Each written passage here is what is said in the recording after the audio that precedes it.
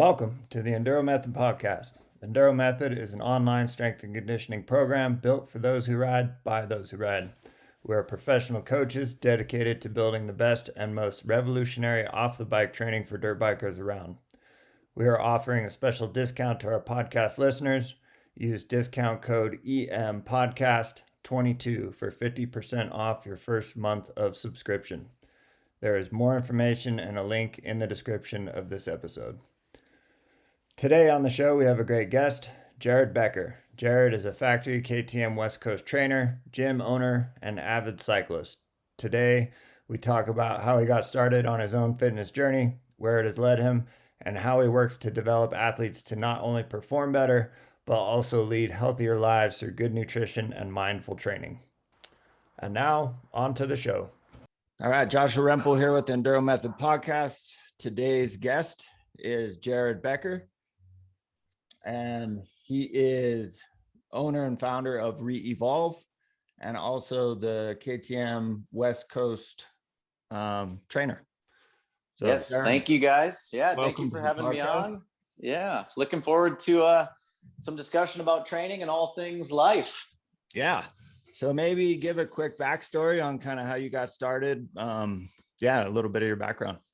Okay. Well, let's see. I am 34 years old.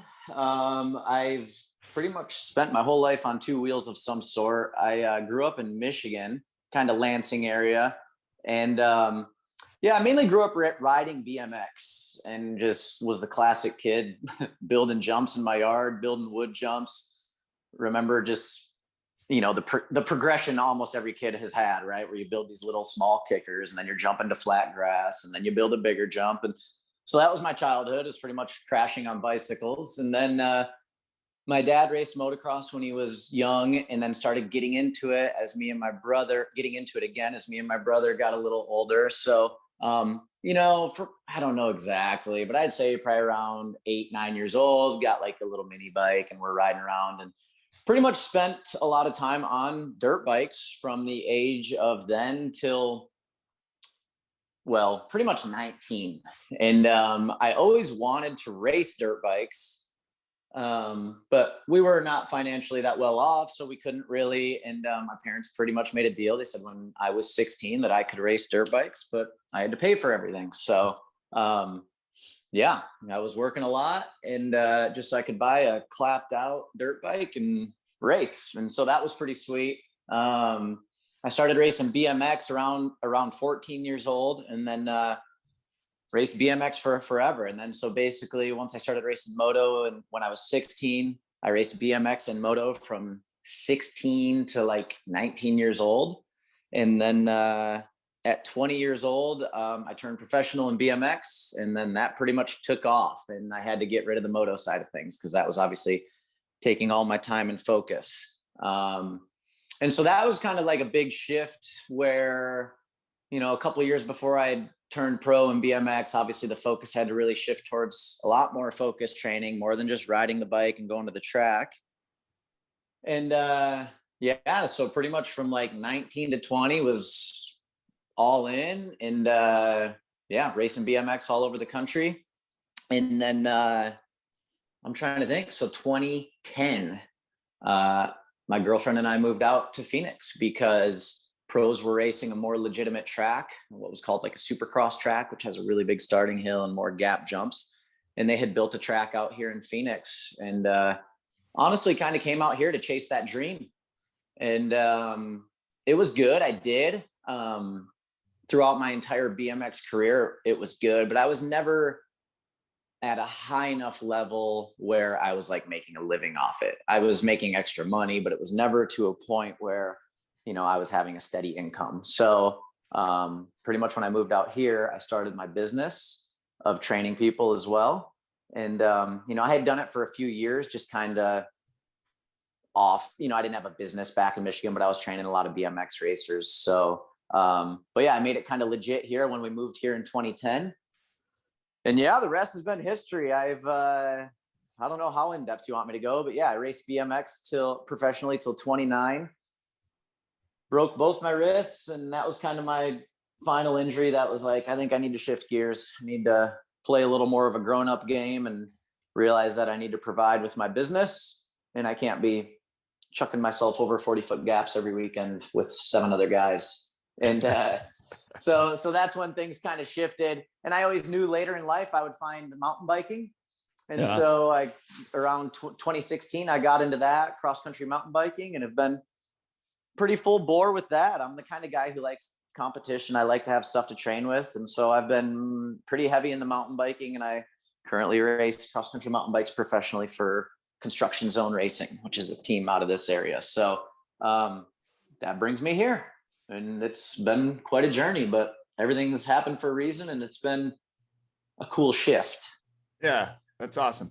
So back in like that 2010 era, what were you noticing, and what kind of led you to helping train others and kind of be like, hey, we can, gain some other stuff by not just doing bike stuff, but also, I'm assuming, supplement and gym work? Yeah. So when I turned pro, shortly before that, I started working with a really well-known coach for BMX racing. He had trained, the silver medalist for the Olympics for BMX and stuff like that, and just a really reputable guy. And, this was when I was still at this time living in Michigan. I went with him he lives in San Diego, spent a week with him. And that was honestly a really cool experience, because I learned a lot, obviously. And definitely, it's funny because I didn't notice it so much at that time, but it was like shortly after that experience, it's like, wait, that's something I want to do. Like what he just did to me and the knowledge he just gave me, and like, that's what this guy's doing for a living. It was like a total, like, can I really make my hobby my job? Right. And so he really helped to kind of transform me and just really put my focus into like, okay, yeah, there is a lot more. Because I had been doing gym training at the time, but well, it's kind of funny actually, because even when I was a young little 14-year-old, I can still remember having a pad of paper in my garage next to my bicycles, and I would write down my workouts I did every day. And it's funny to look back on it, because I had no freaking idea what I was doing. Like I was just doing the total wrong training, but I had no guidance. I grew up in a really small town. I had no idea. I was just kind of pulling stuff from what I thought I should be doing, but hindsight, it was totally wrong. And so I tell all my young kids I work with now, I'm like, I'd have killed to have someone like me telling you what to do at my age. I could have cut a lot of corners and fixed a lot of mistakes, but as I always say too, I'm happy it happened, because that foundation is kind of what made me the way I am now. And, doing 2-minute wide open sprints is not really something you should do for BMX racing, but I did it then. And hey, maybe that helps me up a 2-minute climb now on my mountain bike. So everything has a transition, but my coach at that time was really the guy that made me realize like, that's the way I want to go in my life. Yeah, that's cool. I know for me, I had kind of like a similar experience when I found somebody who that I started to learn from in the strength and conditioning world. But up until that point, I never thought, at least my through school and stuff, I was like, oh, I don't want to be a coach. I don't want to be a teacher. That was never something like that I was thinking I'd pursue later in life. So it's kind of interesting. Yeah, well, that's the cool thing about teachers, and that's where there's a lot of them, but there's not that many special ones. And it's cool. I was fortunate enough to find one, and he was a passionate, knowledgeable guy, and just the way he rolled, the way his knowledge kind of rolled off on me. Of course, now my philosophies are different, maybe a little bit, but he definitely has some core things. But it was just more the way he impacted my mentality, and it was just really cool. I'm thankful to have him, because who knows if I'd even be doing this if it wasn't for him. He just really had a, big play on my life, essentially. Yeah, that's awesome. And then how did that work into becoming the West Coast trainer for KTM? So then so at this point, I'm living out in Phoenix. That was when I had moved out here, just kind of because of that BMX Supercross track that was built out here. And, I had my business at this time, and I was training some like amateur motocross guys, and I knew a couple of the mechanics here in town for moto. And one of the guys, I trained his son for BMX, but he had done mechanic work for a lot of arena cross guys, and he knew Chris Bloss really well. So basically he got me in touch with Chris at, it would have been the 2014 Supercross, Phoenix Supercross. I was at the 2014 Phoenix Supercross. And at the time, Chris was racing obviously 450s and had some success at that point, but really wasn't doing much structured training. And so honestly, from that point on, I started working with Chris Blows halfway through that season. And we got a ton of success and actually finished 9th that year at the finals against all the big dogs. That was the year Villapoto won the title and stuff. And so that was like my first taste of like really working with someone at the top level. And it was just cool. It was like, it was to be totally honest, I still say it to this day, but it's like, I'm training someone that I look up to, you know what I mean? Like these are guys I'd be, whether it's following on Instagram or whatever, like this is one of the baddest dudes in the game. And like, he's listening to what I'm saying, you know what I mean? And, So that was cool. And then just kind of with Chris, I evolved into more and more people. And then I started working with Max Gersten. I'm sure that's a name you know. Yeah. And I still work with both those guys. Those are my two guys I kind of have grandfathered into my training program. And then honestly, Max got me in touch with Taylor Robert, who lives in Arizona, in Phoenix area. And just through word, and then me and Taylor got in touch, and there was kind of the start of a program to kind of have basically KTM with a trainer or have their own trainer. And so I kind of did a little trial time with Taylor, and the rest is basically history. I've been with Taylor full time. Me and him just got done with a gym session a little bit ago, but I'm pretty much with Taylor every single morning, Monday through Friday. Whether we're out in the desert pounding out motos or sprints. And then with Taylor, it's just evolved. So now I have the full West Coast roster, which is awesome. So Taylor's the only guy I'm with here full time because he is in Phoenix. And then I have, Dante Oliveira, who's in California. And then I've got all those guys. So now I have Oliveira, and then, I know you guys are a little more with the hard enduro. So, Tristan Hart and Colton Haker, I work with both of them.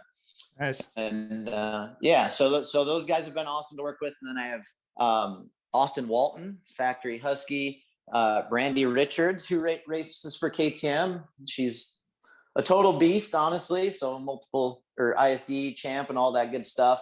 And and then Kai Aiello. I've got a couple rippers, honestly. Like I said, it kind of goes back to when I first started working with Chris. It's like, man, I'm fortunate to be working with guys that I have major respect for. I mean, they're the best of the best, and they, believe it or not, still listen to what I say. So it's good. Yeah, that's awesome.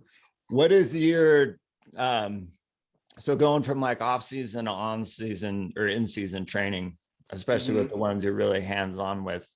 Don't have to get super into it, but I mean, what are some of your bigger takeaways from like, what are you trying to promote during off season when you're, a couple months out from the races coming up to more shifting focus and getting into when you get into in season? Yeah. I mean, for me, I'm probably going to say this 1,000 times today with 1,000 things, but it is kind of what I live and die by. It's going to be different for everyone is the short answer. But, it depends on the athlete's mentality, attitude. Taylor's really easy for me because I'm with them all the time. So I can really I can learn to read body language, and I can learn to feel essentially his emotions, and I can see when he needs time, because the tricky thing with athletes specifically, usually, especially successful athletes, they don't have an off switch. Right. And so they could be super blown out and adrenally fatigued, but they'll tell you they're fine. And so that's where a coach really needs to have a keen eye and be able to say, I know what you're telling me, but I'm going to tell you what I'm seeing. And I'm going to, right. But long story short, off season is let's chill out. Let's, at least a good 2 weeks of just forgetting about it all. I don't need you riding a dirt bike. I don't need you pedaling a bicycle. I don't need you lifting weights. Let's just reset the brain, sleep in, eat some food that you want, live a life that you want to live during the season when you can't, and then we shift focus, and, it depends, what's tricky for me and what makes this question hard is like the guys I'm training are doing totally different things, so, right. Dante and Austin are racing 2 hours works and Grand Prix races, you know, Colton and Tristan are racing 4-hour hard enduros part of the season, and then 8-minute enduro cross motos the next part of this. So it's very, very tricky, and everything changes because of that. But yeah, generally, you know, the focus in the off season, you know, I don't want to get too textbook here, but is going to be good base focus of endurance and endurance base with the strength base. Like kind of with Taylor, we've just finished a good strength base as he's going to start getting into more races where we won't ignore the gym, but we'll fade away from it a little more and put more emphasis on certain bikes setup and bike things. So, but yeah, off season is definitely a time to focus on a little more base, build the strength, and create a foundation that can get them through a season, because I'm not going to blow them out with ridiculous workouts in the season. And I'm not going to kill them all the time in the season, because the stress of racing, one, the fatigue from racing is huge. Two, you have the stress of the race that's adding to that fatigue, and just the preparation of all that. So there's a big psychological component to it as well that I find a lot of guys have trouble recovering from in the race, you know, especially if they have like back-to-back race weekends. You're not going to be able to do much during that week, you know? Right. So it's going to be more about let's recover and keep things revved up, but we need to rely on what we built at the start of the season. So that's, you know, as I'm sure you know, that's the biggest part of training is anyone can slap workouts down on Training Peaks or on a computer or on a piece of paper. But, you know, I explain it like cooking. I can give you all the ingredients to make the best banana bread in the world. But if you don't know the amounts and the dosages to put those ingredients in, your banana bread could taste like crap, or it could be the best thing you've ever eaten. So that is the magic in training, is in the periodization and the prescription and the volume and in the intensity, right time and everything. So I think I answered your question really bad, but that's it.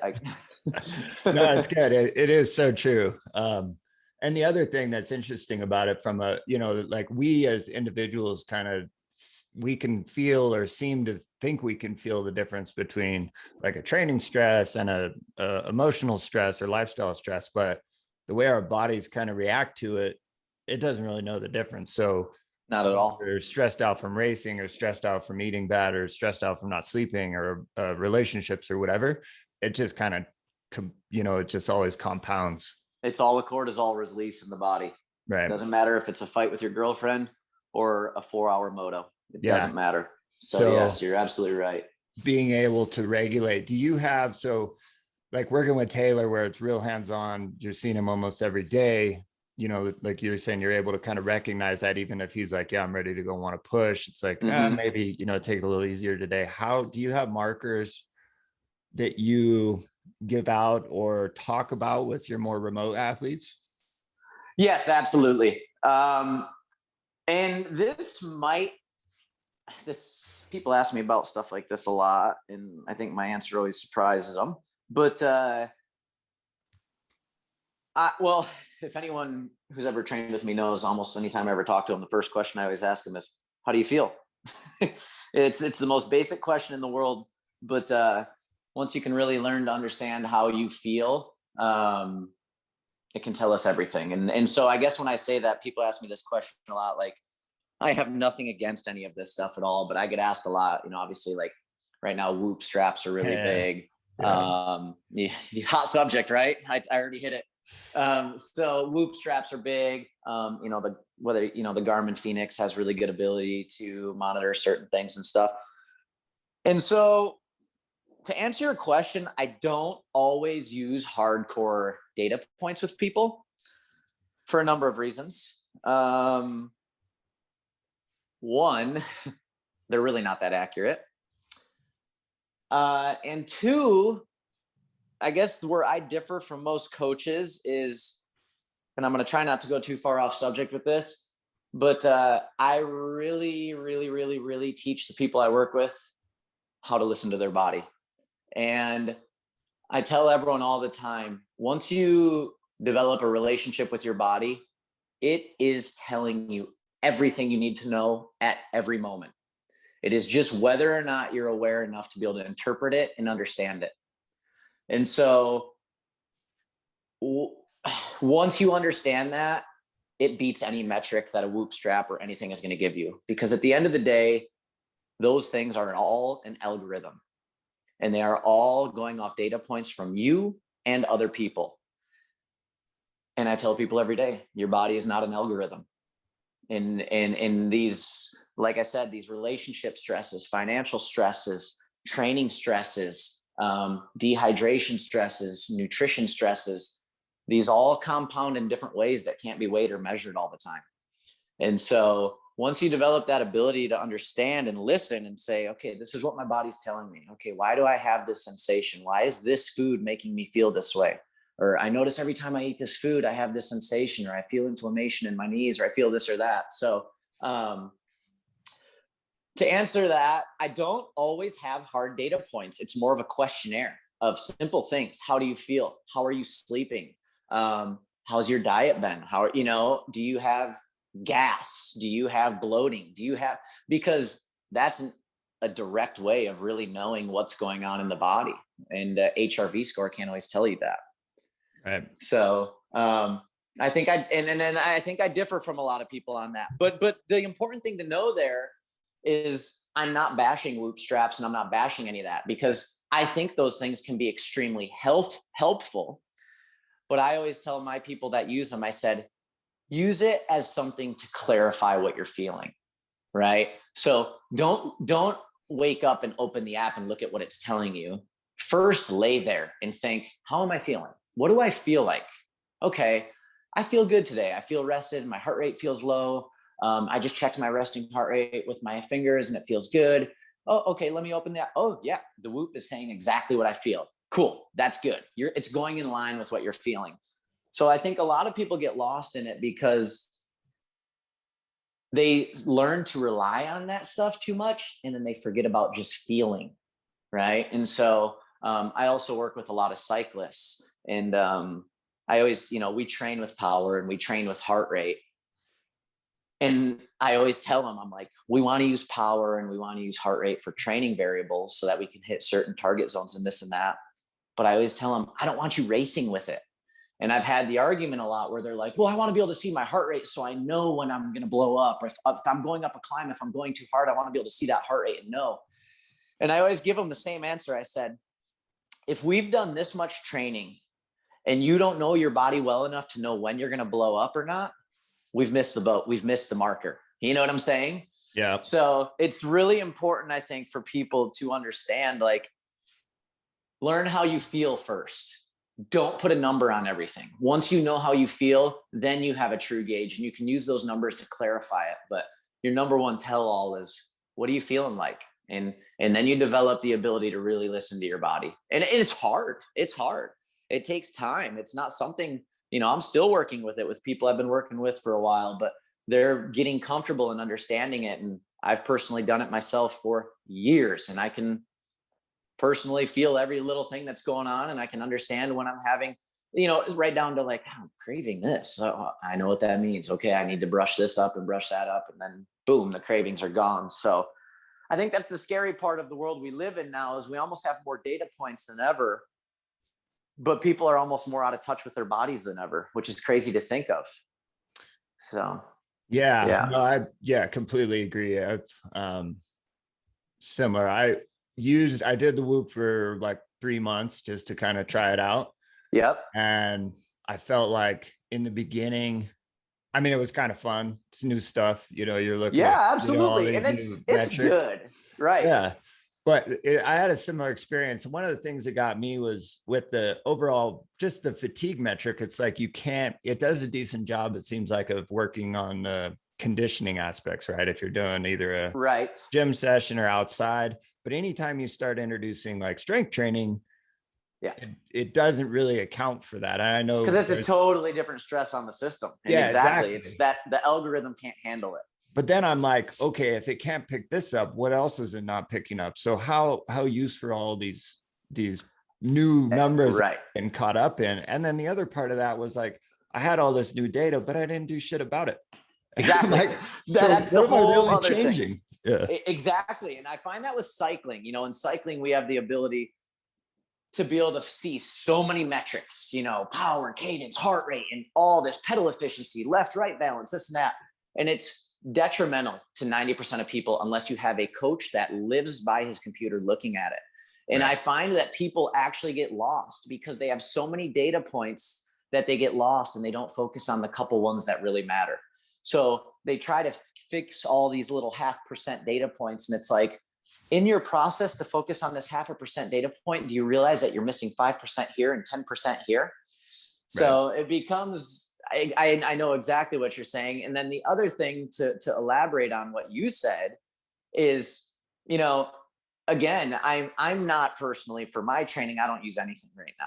And I haven't for a long time. And I've had the best success I've ever had. But again, I've developed a relationship, but I have used this stuff. I remember using HRV like 9 or 10 years ago. And then I used it and I quit using it for a while. And then when I started racing mountain bikes again, I used HRV. And there's a couple things that go into kind of exactly what you're saying. It starts to mess with your head. Yeah. And I'll never forget it when I first started racing mountain bikes.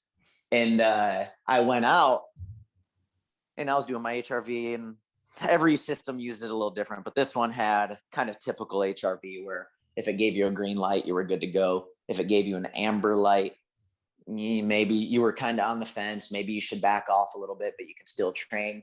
And then if it gave you a red light, it was like, no way, don't train. You're way overtrained, da, da, da, da, da. Well, all the way up to the event, I was feeling great. I'm getting greens.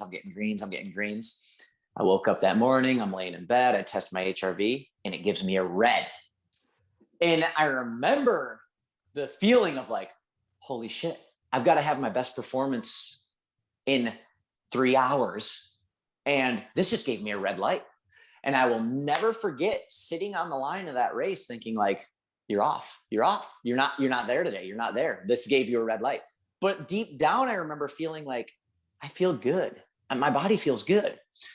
Long story short, I went out and had one of the best races I've ever had. And so after that moment, it was kind of that whole thing of like, and that's where I think people get in trouble with the whoop straps. Yes, they can be helpful, but they can also be detrimental because if anyone's been at any level in a sport, there's a lot of mental aspect going on. And if you've got something like that that's taking away from your mental aspect, that can be just as detrimental, if not more detrimental than actually being a red light. Right. And so that's kind of the whole other side of that equation is it starts to play mind games with people. And it's just like a training program. I tell anyone, the mentality is 90% of the game. You could be on the worst training program in the world. Your coach could be giving you all the wrong workouts. But if you believe in it and you believe in everything that you're doing, you are going to get success. And so once you incorporate something like that, where it's now putting a question mark on everything you do, it's not good. It's not good. So that is the whole other side of it. Yeah. But that's interesting because I've had similar experiences with stuff I've used in the past. Like it's good. And I think everyone should go through a process similar to it because it does make you more knowledgeable. Yep. But that's the evolution of an athlete. You know, I sit here and talk all high and mighty right now, but I went through the same pitfalls. That is what is needed in order to become better. And that goes back to our beginning talk today. That's what having a knowledgeable coach is all about. Now I can pass this knowledge on to people so they don't need to make the same pitfalls, right? My coach passed knowledge on to me so I don't make the same mistakes. That's why it's important to have people teaching things, is so that each person doesn't have to relearn a new thing every time they live. They can have someone who told them the mistakes. Okay, now let me build off of that. Okay, now build off of this, right? So it's I always, I'll make my videos sometimes and I'm like, dang it. Sometimes after I post the video or something, I'm like, I never want people to think that I think I'm all high and mighty and do everything right. Because one, I don't. And two, I haven't. That's how I know, So it's the evolution of an athlete is knowing that stuff and learning that stuff. Yeah, definitely. And I think there's just such a big benefit to trying to be, I don't know, with all the technology out there, it just seems like there's more of a push. Like you need this to do this and this to do this. And it's just like, try and be more human and, Right. And that's pretty much what my rebranding has been about. And I'm not knocking any companies. You know, Whoop Strap has good intentions and there's no evil behind it by any means. But this is maybe a little aggressive to say, but at the end of the day, people are trying to make money too. You know, so unfortunately that creates a lot of gimmicks and a lot of sales pitches. I mean, look at the supplements, look at that industry out there. There's so much bogus BS that's going to tell you this is going to do this for you and this is going to do that for you. And I tell everyone, there's not a drug or a supplement in the world that's going to teach you how to live and eat right. Right. So this is the basis. This is the basis of what you're doing. Focus on these percentages, focus on your sleep, focus on your nutrition, focus on your training intensity and duration, and focus on all these aspects of life. Those are your big percentages. Don't get lost in these little 1% and 0.5%, right? So, you know, because I don't want to come across like, oh, supplement companies are just trying to make money. There's absolutely benefit to them at times from certain companies. But yeah, I work with, you know, I don't want to go off too much on this, but I work with a lot of younger kids. Like, you know, I have one moto kid I work with right now. He's 15. He's an absolute ripper, Jeremy Fapani. And, you know, he has potential to be one of them for sure. And, but like, you know, these young kids, not just him, but all of them, they're bombarded so much every day with, this is what this guy's doing. And they're eating this type of food. And this is what is making that person who they are because they're drinking this supplement and they're having this. It's like, I feel bad for them because there's so much confusion out there that it's like, hey man, how do I tell you that you're just being sold? Like they're just telling you this and yeah, there may be a little benefit, but you don't need that. You know, we need to put our focus here. And this is where we're going to get big gains. And maybe in the future we can emphasize stuff like that, but that's not what's making Cooper Webb. Right. That's not what's making Taylor Robert. That's not, you know what I'm saying? So it's very tough. And that's what young kids have a really tough world to bring it, you know, to be brought up in, because there's so much confusion out there. There's so much selling out there. And there's so much information out there. And I always tell people, just because there's a lot of information doesn't mean there's a lot of good information. So it's tricky. It's very, very tricky time. Yeah. When you're working with folks, I mean, shiny object syndrome's real, you know, it's unreal. It's unbelievable. I mean, I'd like to think that I'm getting better at it, but I probably weekly, I'm like, oh, I bet you if I got those same pegs Billy Bolt's got, you know, I could definitely zap that rock and get off that bench for sure. Yeah, totally. Exactly. So when you are working with people, how do you, I mean, what's kind of your go-to? Because it's definitely not sexy, right? Like the things that actually move the needle are, you know, showing up, being consistent, you know, following a plan over time, right? Which is the hard part. So how do you help try and impart those values and ideas? Well, that's a very good point. And you're absolutely right. Everything that is the least sexy stuff is the most beneficial stuff. And how I do that, it's, you know, to be honest, it's not hard with my older athletes because they get it. And that, again, goes back to what I said. It's the evolution. They've been there. They've done that. And if they've had me coaching them or they've had success in the past, they begin to see that. Younger athletes, it is hard. And so how I deal with that is, you know, even like with stuff in the gym, you know, you know as well as I do, let's nail the foundations of your squat. Let's build stability first, and then let's build some strength, or then let's build some endurance and then some strength. And then we can build some explosiveness, and then we can start doing stuff. I've got people that come in their very first workout, they want to be standing on a stability ball, pressing dumbbells over their head, juggling kettlebells basically. And so it's like, let me teach you the basics. Let's teach your nervous system how to move. Let's teach your recruitment patterns so that they're right. And then we can bring that stuff in. But to keep people engaged, especially with the younger generation, I do that stuff. I love having people kneel on a stability ball. This is good neuromuscular coordination. It teaches them things, but I'm not going to have them do crazy weight with it. And I'm not going to have them do anything that's breaking form down with anything. So you can tease it, but you have to have a watchful eye, right? And understand when, okay, bad habits are being made and bad recruitment patterns are happening. So, and then it goes down to, and I shouldn't say this that much, but then it goes back to the mental aspect. You have to keep them a little bit happy, because you may know that the best thing this person can be doing is, hey man, we need to spend 2 months, and pretty much the only 2 movements we need to do are a barbell deadlift and walking dumbbell lunges, right? And we need to nail these, and we need to build up strength. But some people may be in that, and even though you know that it's the right thing, they're looking at that like, dang it, like I saw my competition put up a video of him standing on a Swiss ball and doing this, and this, and this guy's just got me doing walking lunges. And then so then you start to see people lose faith in what they're doing. And then it goes back to that mental aspect. Well, now it doesn't matter if I'm giving them the best training program in the world, they've lost the belief system in it. And so now we're not going to get results. So that's where I tell everyone all the time, at 25, I don't put a percentage on it, but less than half of being a coach is about what you learn in a textbook. And I really think that's where great coaches are separated from good coaches, is they can understand that stuff, and they understand how to read the person. What are they thinking? What are they feeling? How do I need to treat this individual person? Some people can do 2 months worth of barbell deadlifts and walking lunges and know that it's right for them, but that doesn't work for other people. They're going to lose the faith, and they're going to lose the motivation. The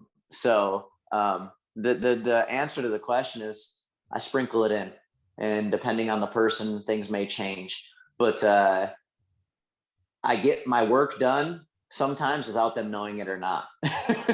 I always get my result, whether they know it or not. Right.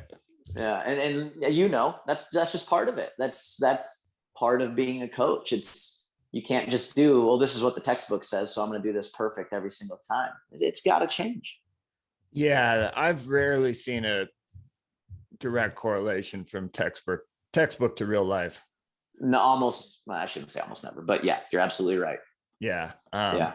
And that's where, you were kind of touching on that earlier with, but I was thinking about it as you were saying it, but using like percentage work in the gym, off of rep max or anything like that. Right. Yeah. Because it worked like I don't know. I feel like if you're an Olympic lifter and strictly Olympic lifting, maybe percentage work is for you, or maybe even like a powerlifting where your sport is the gym or your sport. Correct. Lifts. Correct. Yep. But like for our programming and stuff we do here in Driggs at our gym, we don't do percentage work because it's not really a great way to go about it.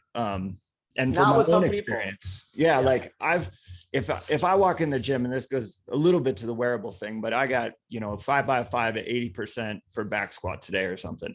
Yep. And I just feel terrible.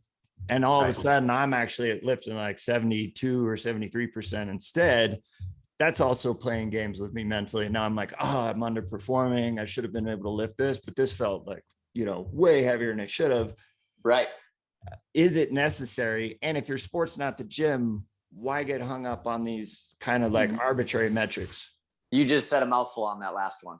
Exactly. And that's why I tell all my guys, you're a dirt bike rider, not a weightlifter. We use the gym in order to help us on the dirt bike, but we don't use it to be the best in the gym. Yeah. And so that goes back to, even to further on what you said, that goes back to my tell all. How do you feel? Hey, I have 5 sets of 5 at 80%. I'm only hitting 72.5%. Well, yeah, maybe that means let's just back the intensity down to it, but let's go back to how you feel. Maybe that means you shouldn't even be in the gym today. Maybe that means you need to be focusing on recovery, right? So then it goes back to that whole, like, where should I be spending my time? Maybe I'm too fatigued to even be training, that goes back to, it depends who you're studying, but if you're talking true strength building here, the old school rule is if you can't improve by 1 to 3%, you shouldn't even be in the gym. So it becomes a tricky little balancing act. And again, that's different for everyone. If I had someone who's trying to get stronger purely at lifting weights and they weren't able to hit their 80%, I'd say, go home, go to bed, get some rest. You know what I mean? You're not in a good enough state to train today. You're not able to hit an intensity that's going to allow you to get stronger in the future. So we're wasting our time. We're just creating more fatigue and less of anything that we need. So, but you're absolutely right in what you're saying, and I couldn't agree more. Yeah. And I think that point's real important too, just from, people who are training on their own without somebody watching, but having the self-awareness to take that step back. And then if it's something that's continually happening when you're showing up to train or go ride or whatever you're doing, just have fun outside, but you're continually showing up fatigued or mentally, whatever, but taking a step back and looking at lifestyle, what am I doing outside of this that's contributing right to the overall picture? Yeah. Yeah. And I call it the black hole of training. I unfortunately find a lot of uncoached or not knowledgeably coached athletes. They fall into the black hole of training, which is, I say, you're training too hard to be recovering, and you're not training hard enough to stimulate change. So you're literally just creating fatigue and building no anything. And it's easy to do. It's just a total. I'll be real with you. Most people spend all their career there in training. It's tricky, but that's where the knowledge of a coach comes in, and someone who really knows what they're doing. But that's why knowledgeable coaches make good money. It's not it's hard to know, and it takes skill to understand that stuff. Yeah, that one's always been an interesting one to me, because like the overtraining is definitely real. Oh, but it's also something I feel like a lot of people think they're at, but they're not. And it's like, is it an under recovery issue instead of an overtraining issue? Generally more of an under recovery issue, for sure. Yeah. Stuff outside of their life. They, people, and I always tell people that it's all relative, right? Well, I'm doing this for a workout. Is that a hard workout? It's all relative. Are you, I have cyclists ask me the other day, I did 4 sets of 10 minutes at 90 or 100% FTP. It's like, is that a hard workout? Well, I don't know. What are you talking about? If for a newbie on cycling, that would literally destroy them. For a world tour rider, that'd be a walk in the park, So it's all relative. And then it goes back to, what are you doing outside of your life? Do you have the ability to do that 4 sets of 10 minutes and then go home and have a good recovery drink and then eat a balanced meal later after that, and then you get to focus on recovery? Or are you busting that workout out at 5 a.m. because it was the only time you could get it in, and then you rushed off to work without any food in your system afterwards, and then you drank coffee all day and worked all day, and then got home at 6 and ate a crappy dinner and went back to bed and woke up and repeated the subject, right? It's the same training program, but both are going to have a significantly different outcome. So to go on what you're saying, it's an under recovery for most people. And then, that also goes back into understanding the athlete. Some people are so mentally tough, they can dig themselves in a hole and they don't even realize it. And some people are so soft, they think they're in a hole, and it's like, we're just starting to break into it, dude. You know what I mean? Like we're just getting it. We are finally building enough fatigue where something's going to actually happen. So It depends on the person. But it's tricky. And again, that goes back to where it's about understanding people. Yeah. Real quick before I leave this, because I want to talk some nutrition. Do you have any metrics that you kind of at least keep in the back of your mind to use with athletes? Like, just as an example, like a 1 mile test or something, to where you have this off the bike kind of things where you're like, this is where I'd kind of like to be in general. And if we're here, we're close enough, and then we can focus more specifically on, weaknesses or whatever. I do have some, but it goes back to kind of what we talked about earlier about their dirt bike racers first. I have some tests. I have weights, some lifts in the gym.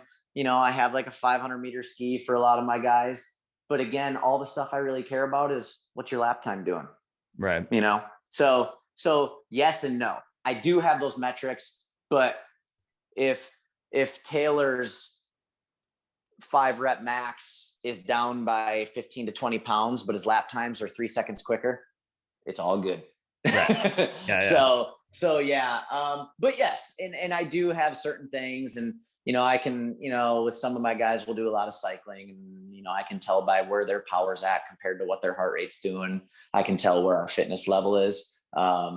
I don't really have my moto guys do too much like power focused, like 20-minute efforts or anything that are really, really testing them. But I have the ability to see, okay, you've done this amount of power output for this long. Ooh, man, your heart rate was 10 beats higher to do that. Well, 3 months ago, you were doing that same power output, 10 beats less. Okay, we've lost something. We need to put a little emphasis here. Right. So yes, I do. But my tell-all one is always, what are the lap times doing? What's the heart rate doing in a race? Okay, Dante and Austin just did a 2-hour race, pegged at their threshold with no issues. Cool, we're doing all right. You know what I'm saying? So those are my tell-alls is what's on the bike. But yeah, I do have other metrics, but I don't live and die by them. Yeah. What is your, let's see, maybe from a top looking down, brief overview before more specifics, nutrition guidelines or thoughts on nutrition? Okay. Oh man, this is Pandora's box here. Yeah. Or this is, I always tell people, I'm like, man, nutrition is like politics and religion. You know what I'm saying? It's like the thing, like, holy crap, no matter what I say right now, I'm going to make a few people mad. Right. I'll tell you the same thing I tell everyone that steps foot inside my gym. If I can boil it down into one sentence, if it wasn't here 10,000 years ago, don't put it in your mouth. That's it. So, okay, nutrition.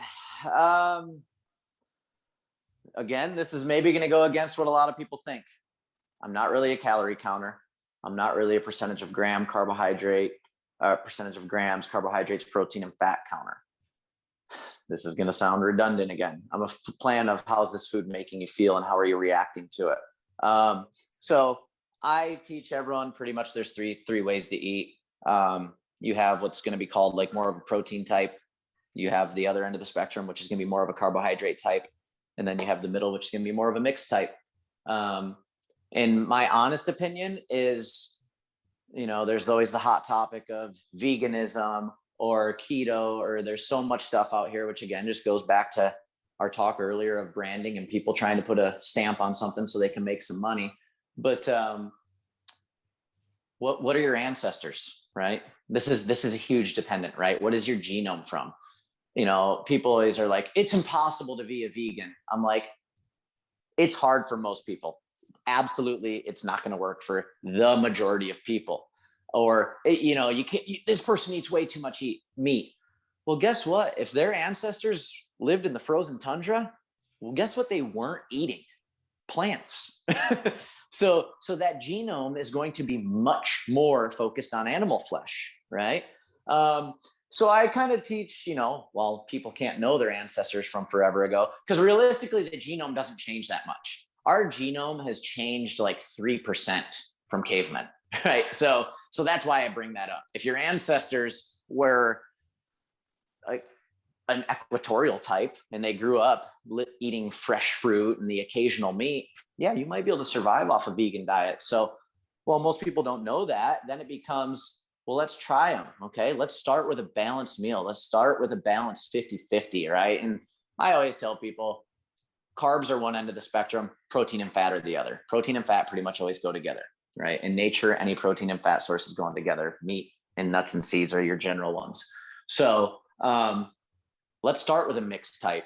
And I teach everyone I work with basically how foods affect you. This is the sensations you're going to have when you have too many carbohydrates. This is what you're going to feel like short term. This is what you're going to feel like long term. These are the sensations you're going to have if you're having too much protein. This is how you're going to feel short term. This is what's going to happen if you do it chronically. And so I have people start, boom, let's start with a balance. How do you feel? Okay, well, you need to do this. Okay, well, let's maybe shift a little more protein because you feel like you're not recovering well, or you feel like you're not doing this or that. And so then it's just kind of playing with it, because as well as me, what are you doing for training? Your off-season diet, what you're eating in the off-season isn't going to be the same as when you're training 20 hours a week, So then, and what you're eating is going to change. You're going to need more carbohydrates likely if you're putting in these massive training hours. So, my approach is I'm generally, and this is even controversial for some people, I tell everyone it's all about quality. what are you eating? And I know this is controversial with some people, but in every ounce of legitimate research I've found, I am extremely big person on organic. I am extremely big person on legitimate meat, whether that's grass-fed, organic, grass-fed, grass-finished. That's important. I am huge on that because at the end of the day, this goes back to our stress talk earlier. The goal is to create the least amount of stress in the body so that we can recover. If you're eating animals or plants that have been sprayed or have ingested chemicals, pesticides, herbicides, antibiotics, you are what you eat. If you're eating an animal that's ingested with that stuff, you are ingesting that stuff. Those are toxins to your system. Your system is having to throw an immune response up, which causes cortisol. Remember, cortisol is the same thing that happens when you have a hard training session. Cortisol is the same thing when you get in a fight with someone. Cortisol, it's all the same. So if you're constantly putting toxic food in your body, you're constantly going to be really releasing cortisol and spending way too much time in that catabolic state or sympathetic nervous system state, right? So I am huge, and that is hard to teach people on, and most people maybe don't agree or they don't see the benefit in it. But I can tell you, in my household here, my wife and I, it's all organic, and we have our own garden in the back, and we have our, we're growing our own vegetables, and we have a good local meat supply that's organic, grass fed. So that's kind of my other side of it is, it's quality, because 20 grams of protein from which is a whole nother ball game of commercial farming, but 20 grams of protein from a commercial farmed cow is not the same as 20 grams of protein from a grass-fed, grass-finished, free-range one. The antibiotics that are stored in the fat, one is a way more fatty. And the other thing I always tell people is everyone always wants to eat the fat, which fat is often the most nutritious part of a lot of that stuff. But guess where all toxins are stored? Right. In the fat. So yeah, I can go on a lot of ways on this, but I guess you could say that is my overview of it. Just really balance. And most people need to realize that most of the time it's spent at balance. Veganism is probably not going to work that well for most people. Just like eating only meat's not going to work that well for people. You need to find that balance. You need to make sure you're not eating foods that you're developing an immune response to, which a lot of people do. I think a lot of people have an immune response to food and they don't even realize it. And it doesn't mean that it means they're going to break out in rashes, but it may mean like they're having brain fog or they're having inflammation, and things like that. So, my general overview is eat a balanced diet of quality food, shop the perimeter of your grocery store. If it's in a box or a package, you probably shouldn't be eating it because it goes back to the caveman thing. Half the foods in a grocery store are made of things that our bodies don't even know what the hell it is, right? Your body can't break down some chemical that's been made in a laboratory. It's not made to do that. And so if we're constantly eating that stuff, again, you're constantly creating that immune response. You're constantly creating inflammation. You're constantly creating bloating. You're constantly creating issues that are always putting your body in this fight or flight state.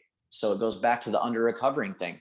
If everything you're doing in your life is making your body toxic and putting you in that catabolic breakdown state, you're not going to be able to hold up to very much training, right? And then the whole other side of it is, I give this talk to all my young kids that think they can come into the gym and they brag about how I don't feel good. I ate Chick-fil-A before this. And I say, hey man, if you want to build your muscles and ligaments and tendons off of Chick-fil-A, I can tell you right now, you're going to have a life full of injuries and muscle strains and muscle tears or under recovery. But if you build, it's no different than grabbing a bone or a tendon and ligament from a commercially raised antibiotic fed animal. It snaps, it breaks, it's not strong. Have you ever had a tendon or a ligament or felt it from a grass-fed, free-range, organic, or anything that's been free-range? It's strong, it's vital, it has all the nutrients. So that, again, I said this to someone yesterday. I'm like, if I die tomorrow, The only thing I want you to know is remember me as the guy that said, you are what you eat. No matter what you do, it doesn't matter how good you are here and there. Your body's repairing and regenerating itself every day. Are you going to do it off of Chick-fil-A, or are you going to do it off of real food? And so I guess that's my nutrition in a nutshell. Yeah, that's great. I mean, the other thing that's fascinating is if you do make that shift and you try and eat, more whole or all whole foods and all that stuff, the quantity thing kind of starts to take care of itself. Correct. Yes. Which is interesting because like you're going to just stop eating at some point because you don't want to eat more broccoli and meat or whatever it is. Correct. Whereas as soon as you introduce, pasta or some out of a box, like, yeah, you can eat that and then go back and eat more of the other things. Well, here's another thing people don't realize too. There's two ways to shut the hunger signal off in the body. One is to physically fill the stomach up. Another one is once you receive all the vitamins and nutrients that your body needs, the hunger signal is shut off. Right. So do you want to fill that stomach up with a bunch of potato chips and then your hunger signal's off? Meanwhile, you have no energy because you haven't actually ingested anything that's valuable to your body? Or do you want to shut it off because you've gotten the antioxidants and all the vitamins and minerals that you need, right? Because one's going to leave you feeling a lot better than the other. And one's going to have a lot less injuries than the other. And one's going to have a lot higher threshold than the other. So it's tricky, but I'm sure you know as well as me, it's a hard sell. And the other thing I tell everyone is it's not easy. Eating well is not easy. I've never the guy that says this stuff's easy. The easy way is always the wrong way. It's way easier to go through the drive-through, or it's way easier to cook minute rice instead of slow simmering 30-minute rice. But as a general rule of thumb, if it's easier, it's probably not the way it should be. Then I can go a million places. It's way easier to throw your food in the microwave versus throwing it on the stovetop. It's not the same food after you microwave it, so it's, I don't want to open up too many holes because you don't know me well, but people get sick of me. They bring up one subject and I'm talking 20 minutes later about 3 other things.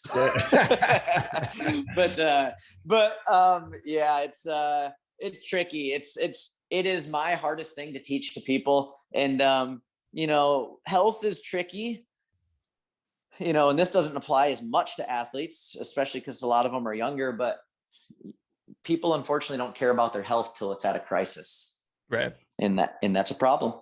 And so it's hard to tell everyone they should be eating this and they should be eating that, and that this does matter versus that, when they feel okay. Because a lot of people, goes back to the feeling thing. A lot of people haven't done the work to really listen to their body.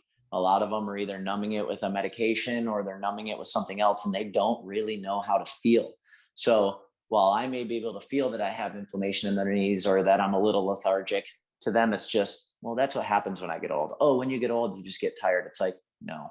When you are getting a disease is when you get tired. This is a dis-ease in the body, right? This is something that is an issue, and it's not old age. It's, all of a sudden I had high blood pressure. No, you didn't.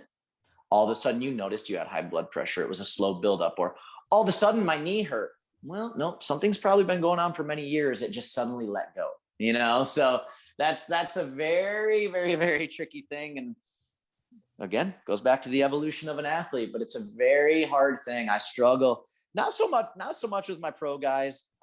It's more, and same thing. It's more with my 15, 16, 17, 18-year-olds, right? And in the same breath, it goes back to me saying, I'm not perfect, nor was I ever. Because guess what? When I was 15, 16, and 17, I didn't have this knowledge. I didn't have someone telling me it. I wasn't eating organic. I didn't know it. And who's to say if at that moment in my life, I could have had someone like me telling it, I'd have done the same thing there and said, this guy's crazy. I'm going to Chick-fil-A. You know what I'm saying? So it's always the evolution, and it's always understanding stuff and stuff that I think I have all the answers right now. And I'm sure in 10 years, there's some things I'm saying that I'll look back on and say, I was wrong, and that takes a lot of growing in a person. And, anytime a person thinks they got it all figured out, I always say this to my people. I said, the moment you think you have it all figured out, is when you need to realize you have nothing figured out. And it's tricky. You're always learning, you're always growing. And that is the evolution of it.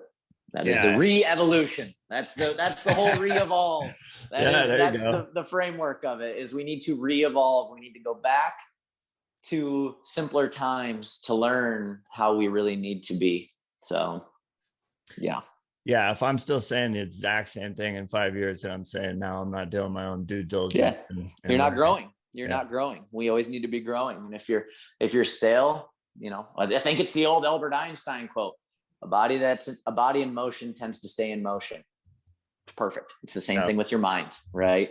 So, the second you become closed on your belief systems, and it's funny because, again, to personally bash myself, I've caught myself doing this a couple times.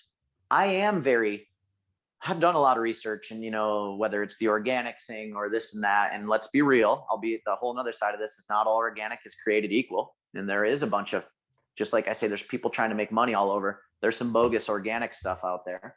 But anyways, I catch myself sometimes when people tell me stuff, they start bringing it up and I see where it's going, and they say something and I don't show it, but deep inside I can feel myself put up a block and be like, you're wrong. I've been down this road. This is wrong. This is wrong. And so I've had to really learn to take a step back and be like, give it some time, give it a thought. Like, maybe you're wrong, or maybe you are missing something.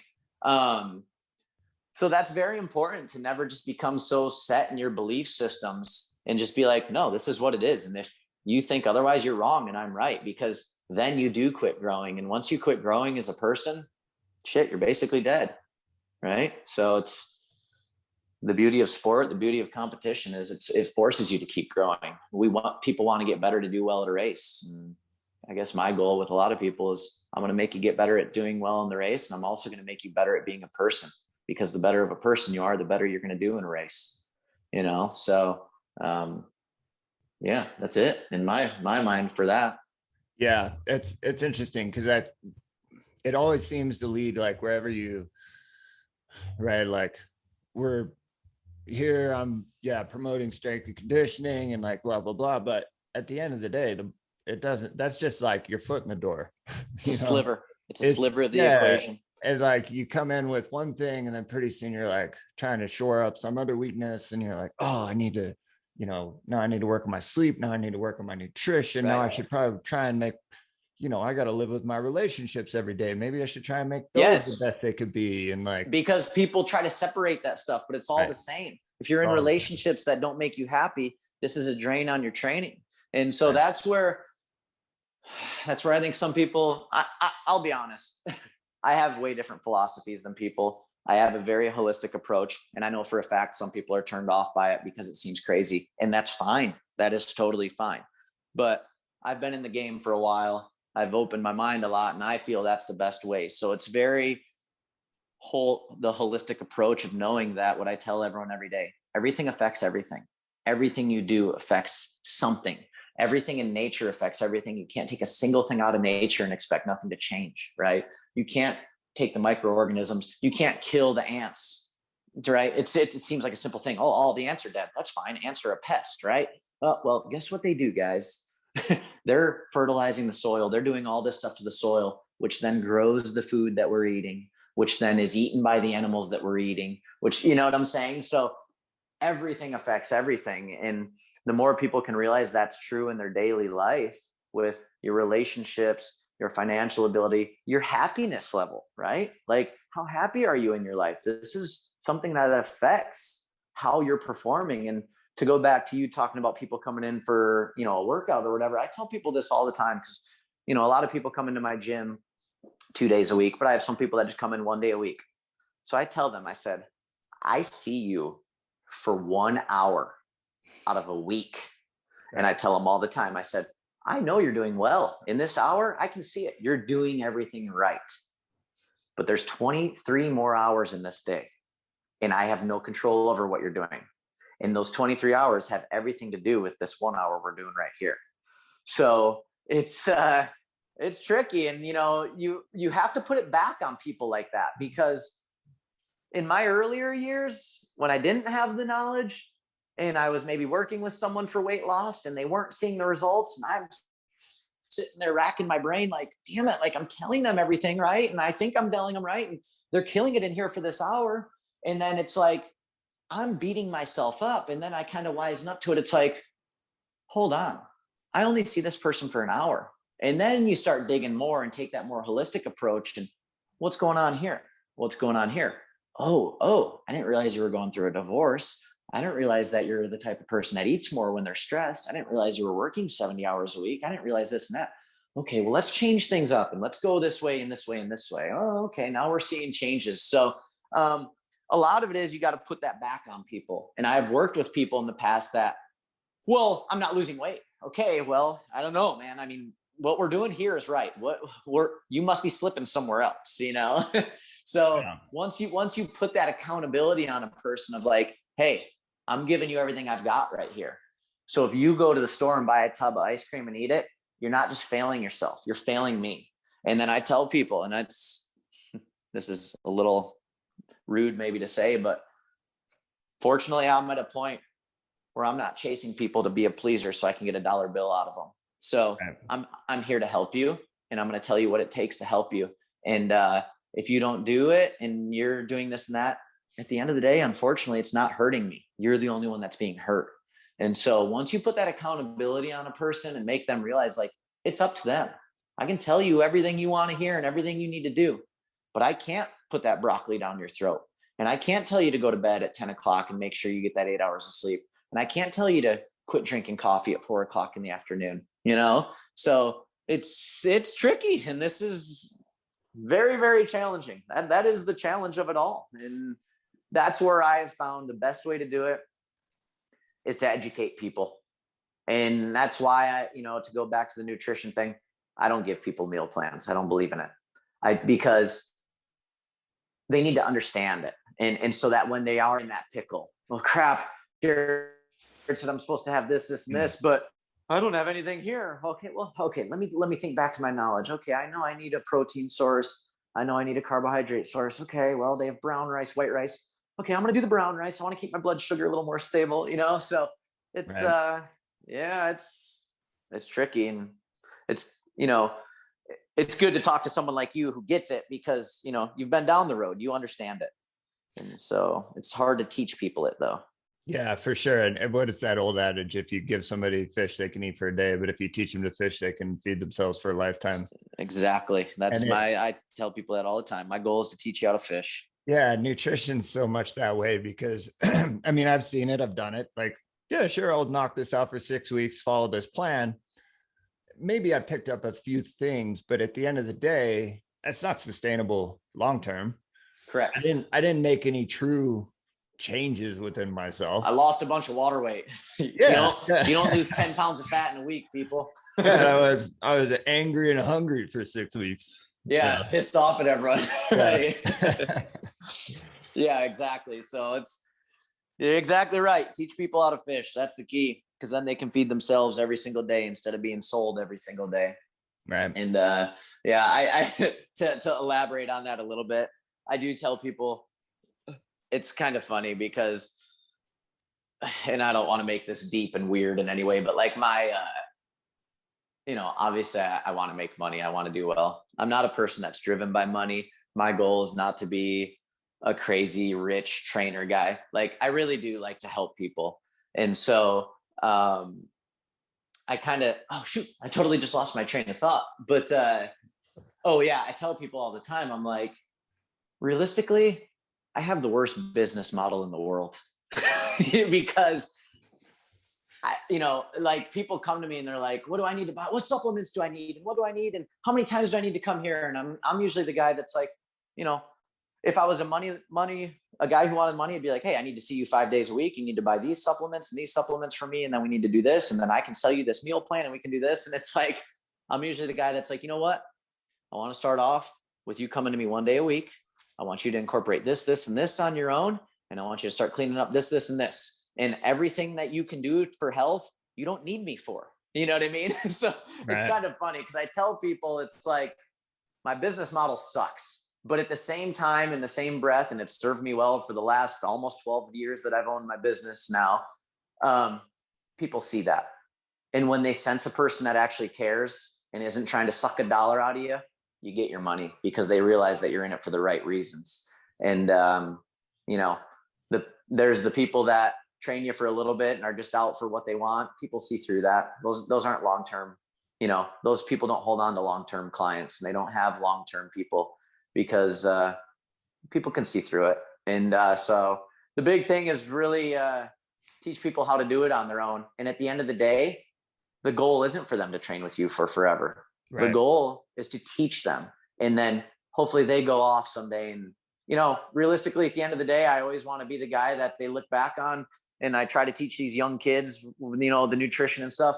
I hope they're a 40-year-old person and someday and say, Jared was right. You know what I mean? He was trying to help me. He was giving me a hard time about eating Chick-fil-A, but deep down, he actually cared and really wanted me to eat really good food because he didn't want me to battle this and he didn't want me to battle that. So it's the worst business model is the best business model. Teach people how to be independent, think for themselves, and be creative. And you have a happy, healthy world. And that's really the goal for it all at the end of the day. Yep, definitely. Create better humans, create better athletes. And exactly. Yep. You're a human first and an athlete second. If you're a good human, you're a great athlete. Awesome. Well, I think that's a pretty good place to wrap it up. Yeah. Sorry, I ramble, man. I'm a talker. Oh, no, that's great. But yeah, it's good. Put out anywhere where people can get a hold of you, see what you're doing, all that stuff. Yeah.